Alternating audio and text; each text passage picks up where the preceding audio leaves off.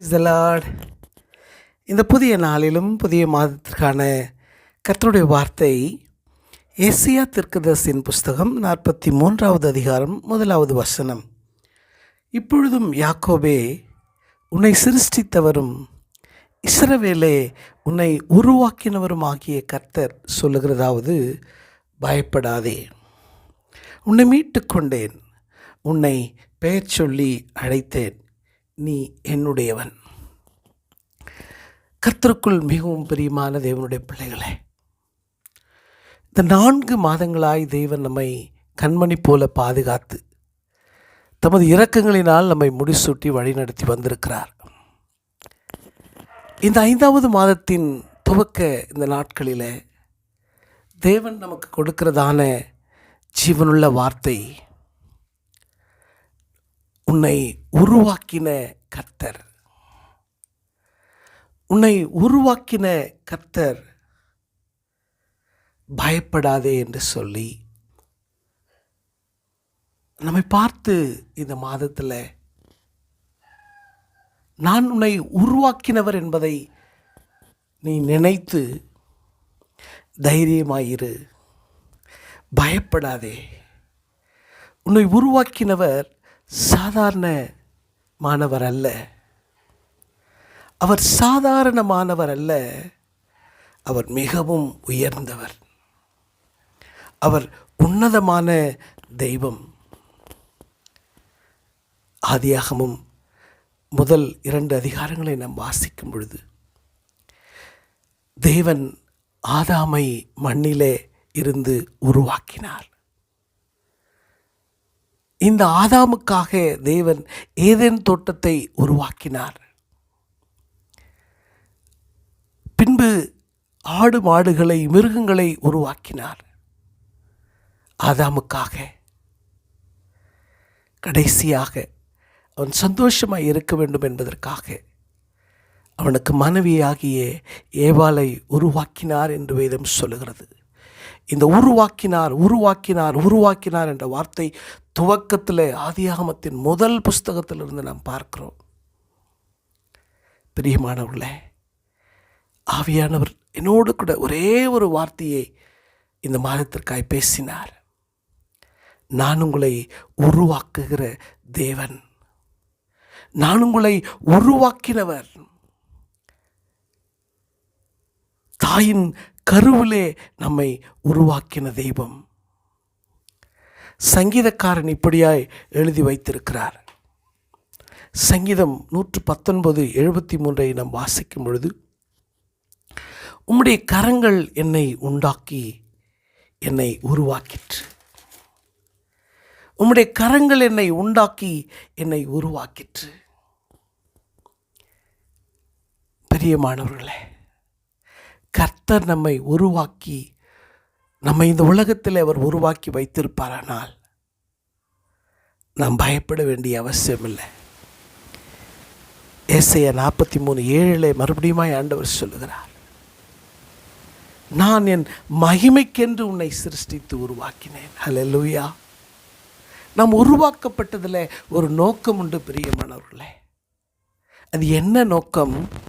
ஆண்டவருக்கு நாம் மகிமையை உண்டாக்கும்படி உருவாக்கப்பட்டிருக்கிறோம். என் மகிமைக்கென்று நான் சிருஷ்டித்து உருவாக்கினேன், என் மகிமைக்கென்று நான் சிருஷ்டித்து உருவாக்கினேன் என்று சொல்லி இந்த 5வது மாதத்தின் துவக்க நாட்களில் ஆண்டவர் நம்மோடு கூட பேசுகிறார். ஆகவே நீ பயப்படாதே, நீ பயப்படாதே, உன்னை உருவாக்கினவர் நான் என்று தேவன் சொல்லுகிறார். நாம் பயப்படக்கூடாது என்பதற்கு ஆவியானவர் ஒரு காரியத்தை என் உள்ளத்திலே காண்பித்து கொடுத்தார். எசேக்கியேல் 37வது அதிகாரத்தில் 10வது வசனத்தை வாசிக்கும் பொழுது, எனக்கு கற்பிக்கப்பட்டபடி நான் தீர்க்க தரிசனம் உரைத்தேன், அப்பொழுது ஆவி அவர்களுக்குள்ளாய் பிரவேசிக்க அவர்கள் உயிரடைந்து காலூன்றி மகா பெரிய சேனையாய் நின்றார்கள். அல்லேலூயா. யார் இவர்கள் என்று வேதத்தை நாம் வாசிக்கும் பொழுது, அந்த அதிகாரத்தின் துவக்கத்தில் நாம் பார்க்கும் பொழுது ஒரு பெரிய பள்ளத்தாக்கில் தேவன் எசேக்கியேலை கொண்டு போகிறார். அந்த பள்ளத்தாக்குகள் எல்லாம் உலர்ந்து போன எலும்புகளால் நிறையப்பட்டிருக்கிறது. நன்றாய் கவனியுங்கள் பிரியமானவர்களே. 2வது வசனத்தின் கடைசி வார்த்தை இப்படி சொல்லுகிறது, அந்த எலும்புகள் மகா திரளாய் கிடந்தது, அவைகள் மிகவும் உலர்ந்ததுமாயிருந்தது. உலர்ந்து போன எலும்பு. எப்பொழுது எலும்புகள் உலர்ந்து போகும்? பல ஆண்டுகள் பின்புதான். பல ஆண்டுகள் கடந்து போன பின்புதான் மண்ணிலே புதைக்கப்பட்ட எலும்புகள் மண்ணாய் போகிறதை நாம் பார்க்க முடியும். இங்கே எசேக்கியேல் தீர்க்கதரிசி சொல்லுகிறார், அப்படி உலர்ந்து போன அந்த எலும்புகளை பார்த்து ஆண்டவர் தீர்க்க தரிசனம் உரைக்க என்னை அழைத்தார், எனக்கு கற்பித்தார். அந்த வார்த்தையின்படி நான் தீர்க்க தரிசனம் உரைத்தேன். அப்பொழுது உலர்ந்து போன எலும்புகள், தனித்தனியே கிடந்த எலும்புகள், அதனதின் எலும்புகள் அதனதனுடைய ஒன்றாக இணைக்கப்பட்டது என்று வேதம் சொல்லுகிறது. அப்படி இணைக்கப்பட்ட எலும்புகள் காலூன்றி நிற்கச் செய்தது என்று வேதம் சொல்லுகிறது. இணைக்கப்பட்ட எலும்புகளின் மேலே தசைகளும் நரம்புகளும் உருவாகி ஒரு சரீரமாய் மாறி அது எழும்பி நின்றது. திரும்பவுமாய் ஆவியானவர் அங்கே பேசுகிறார். ஆவிக்கு அவர் கட்டளை கொடுக்கும் பொழுது ஆவி அவர்களுக்குள்ளாய் பிரவேசிக்க அவர்கள் உயிரிணைந்தார்கள் என்று வேதம் சொல்கிறது. ஆவியானவர் இந்த வார்த்தையை என்னோடு கூட பேசி சொன்ன காரியம், என் மகிமைக்கென்று நான் உங்களை உருவாக்கி இந்த உலகத்தில் வைத்திருக்கிறேன். உலர்ந்து போன பல நாட்களான உடைந்து சுக்குநூறாய் கிடந்த எலும்புகளை நான் அவைகளை ஒன்றிணைய செய்து அவர்களுக்கு தசையை கொடுத்து அவர்களுக்கு ஜீவனை கொடுத்து அவர்களை மகாசேனையாய் எழும்பச் செய்ய என்னால் கூடுமானால் இந்த உலகத்தில் உங்களை என் மகிமைக்காக நான் படைத்திருக்கிறேன். ஆகவே நான் உங்களை கைவிடுவது எப்படி? நீங்கள் பயப்பட வேண்டிய அவசியம் இல்லை.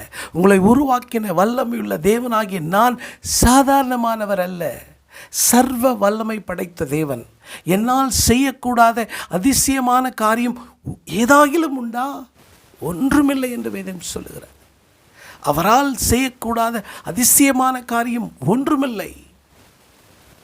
நாம் அவருடைய மகிமைக்கென்று தேவன் நம்மை உருவாக்கி இருக்கிறார். இந்த வார்த்தையை தேவன் தெளிவாய் ஆவியானவர் என்னோடு கூட பேசினார். என் மகிமைக்கென்று நான் உங்களை உருவாக்கி இருக்கிறேன். நீங்கள் ஏனோ தானோ என்று இந்த உலகத்தில் கடந்து வரவில்லை. நோக்கமில்லாமல் இந்த உலகத்தில் நீங்கள் பிறக்கவில்லை. இதனால் வரை நான் உங்களை காப்பாற்றவில்லை. இதனால் வரை நான் உங்களை போஷிக்கவில்லை. ஒரு நோக்கத்தோடு கூட, ஒரு அழைப்போடு கூட, ஒரு தெரிந்து கொள்ளுதலோடு கூட நான் இந்த உலகத்தில் உங்களை உருவாக்கி வைத்திருக்கிறேன். அந்த நோக்கம் நிறைவேற்றி உங்கள் மூலமாய் நான் மகிமைப்படுவேன் என்று ஆண்டவர் சொல்கிறார். அல்லேலூயா! எத்தனை ஒரு ஆச்சரியமான ஒரு ஆசீர்வாதமான ஒரு வார்த்தை பாருங்கள். நான் ஏற்கனவே வாசித்தேன். தாவீது ராஜா சொல்லுகிறார், உம்முடைய கரங்கள் என்னை உண்டாக்கி உருவாக்கிற்று. அவருடைய வாழ்க்கையில் நடந்ததை நாம் அறிந்திருக்கிறோம். ஆடுகளை வனாந்தரத்தில் மேய்த்து கொண்டிருந்த ஒரு சிறிய வாலிபன், சொந்த குடும்பத்தினரால் ஒதுக்கப்பட்ட ஒரு வாலிபன். ஆனால் பரலோகத்தின் கண்கள் அவர் மீது இருந்தது. காரணம், அவர் தேவனால் ஒரு நோக்கத்தோடு கூட உருவாக்கப்பட்டிருக்கிறார். கர்த்தர் அவரை ஒரு நோக்கத்தோடு கூட உருவாக்கினார். என்ன நோக்கம்? தன் மக்களை ஆளுகை செய்கிற ராஜாதி ராஜாவாய் தேவன் தாவீதை தெரிந்து கொண்டார். அவன் வாலிபனாய் இருந்த பொழுது அது அறியவில்லை அவனுக்கு. அவன் ஆடுகளின் பின்னாக ஓடின பொழுது கர்த்தர் அதனை அவனுக்கு வெளிப்படுத்தவில்லை. நேரம் வந்தது, கர்த்தர் அவனோடு கூட இடைப்பட்டார். சாமுவேலை அவன் இருக்கிற இடத்திற்கு அனுப்பினார். கர்த்தர் உங்களுடைய என்னுடைய வாழ்க்கையில் கர்த்தர் குறித்த அந்த மகிமையின் நாளில் தேவன் நம்மை தேடி தம்முடைய வார்த்தையை அனுப்புவார். அல்லேலூயா! அவரது வல்லமை நம்மை தேடி வரும். பிரியமானவர்களே, கர்த்தர் அவருடைய மகிமைக்காக நம்மை உருவாக்கினார் என்பதை நாம் விசுவாசிக்கும் பொழுது நம்மை கொண்டு தேவன் அவருடைய நாமத்தை மகிமைப்படுத்தி கொள்வார். அதற்காய் காத்திருங்கள். ஆண்டவரே, என்னை நீர் படைத்த நோக்கத்தை என்னை நிறைவேற்றுங்கள் என்னை கொண்டு என்று சொல்லி ஒப்புக்கொடுங்கள். ஆண்டவர் சந்தோஷமாக இந்த மாதத்தில் உங்களை பாதுகாத்து வழி நடத்துவார். பயப்படாதே என்று சொல்லி ஆண்டவர் இந்த காலை வேளையில் சொல்லுகிறார். நான் உன்னை உருவாக்கினேன், நான் உன்னை உண்டாக்கினேன், என் மகிமைக்காக நான் உன்னை உருவாக்கி இருக்கிறேன்.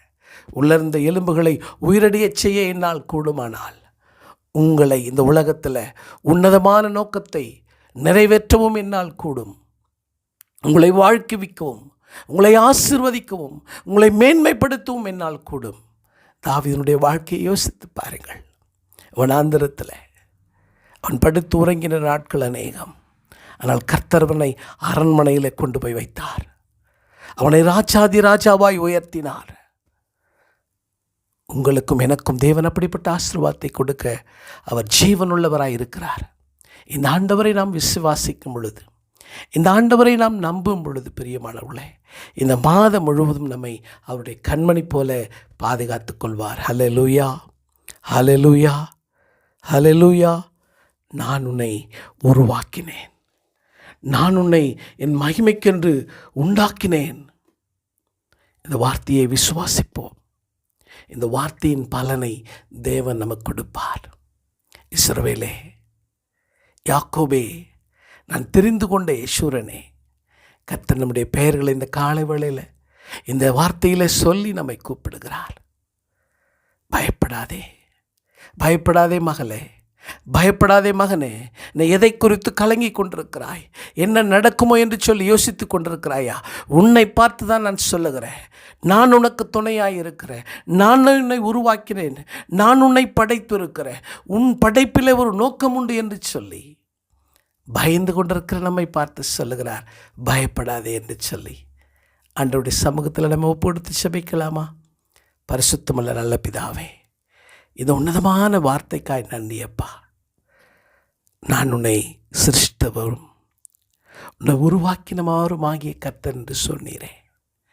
என் மகிமைக்கென்று நான் உன்னை உருவாக்கினேன் என்று சொல்லியிருக்கிறேன். பயப்படாதே என்று சொன்னீரேப்பா. இந்த வார்த்தைகளை நான் விசுவாசிக்கிறேன், நம்புகிறேன். உம்முடைய வார்த்தையின்படி உம்முடைய நாமத்தை மகிமைப்படுத்த, உம்முடைய நாம மகிமைக்காக என்னை தொடர்ந்து இந்த உலகத்தில் சந்தோஷமாகவும் ஆசீர்வாதமும் நீர் வழி நடத்த போகிறதற்காய் ஸ்தோத்திரம். ஆண்டவரே, உம்முடைய பரிசுத்த நாமத்தின் மீது எப்பொழுதும் நம்பிக்கையும் அன்புள்ளவர்களாய் நாங்கள் நடந்து கொள்ள, எங்கள் வாழ்க்கையில் எப்பொழுதும் உம்மை சார்ந்திருந்து வாழ்ந்திட, உமோடு நடந்திட ஏனோக்கின் ஆவியை எங்களுக்கு தாரும், நோவாவின் ஆவியை எங்களுக்கு தாரும். உமோடு சஞ்சரிக்கிற அந்த அனுபவத்தை எங்களுக்கு தாரும் அப்பா. இந்த மாதத்தில் அந்த கிருபை எங்களுக்கு தந்து வழி நடத்தும்.